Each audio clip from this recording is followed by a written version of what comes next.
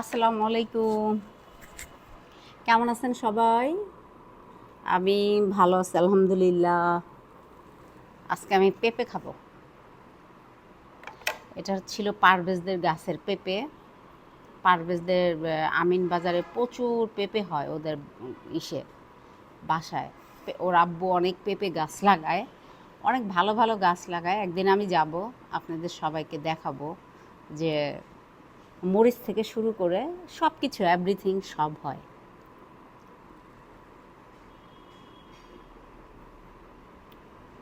এটা কিন্তু সবার হাতে হয় না।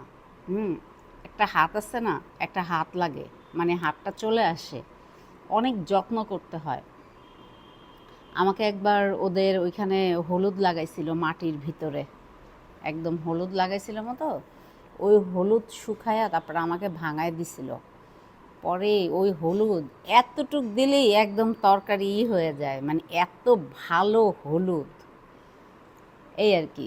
তো মাঝে মাঝে মানুষ এটা সেটা গিফট করে, অনেক ভালো লাগে কিন্তু। হ্যাঁ, আমি ছোট ছোট জিনিস গিফট পাইলে অনেক খুশি, অনেক হ্যাপি। আচ্ছা, যাই হোক, আর একটা কথা হলো, পেঁপে 3টা আনছিল আমার ভাবির জন্য। অলরেডি এই পেঁপেটা একটু কেমন কেমন হয়ে যেতেছে, তো বললো কি আরও তো 3-4টা নিয়ে আসবো না, এইটা তুমি খায়া ফেলাও। তার জন্য আমি ভাবলাম এটা খাই। হুম, পেঁপে কিন্তু লিভারের জন্য,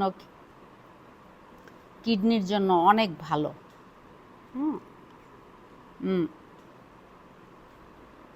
পেঁপে কিন্তু এক এক সময় দাম অনেক কম। যেরকম কাঁচা পেঁপে, এটা ভাজি করলে সকালবেলা রুটি দিয়ে পরোটা দিয়ে কিন্তু খাওয়া যায়, অনেকে কিন্তু খায় না।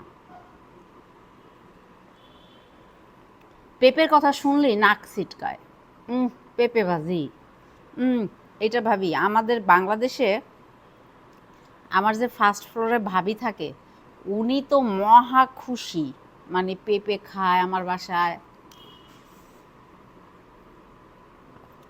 গতকাল পটল ভাজা ডাল দিয়ে ভাত খাইলো। আমাদের পটল ভাজাটা অনেক মজা হয়। পটল ভাজার ইয়েটা মানে করছে যে ওটা আমি দিয়ে দিব না, দেখেন আপনারা। ও,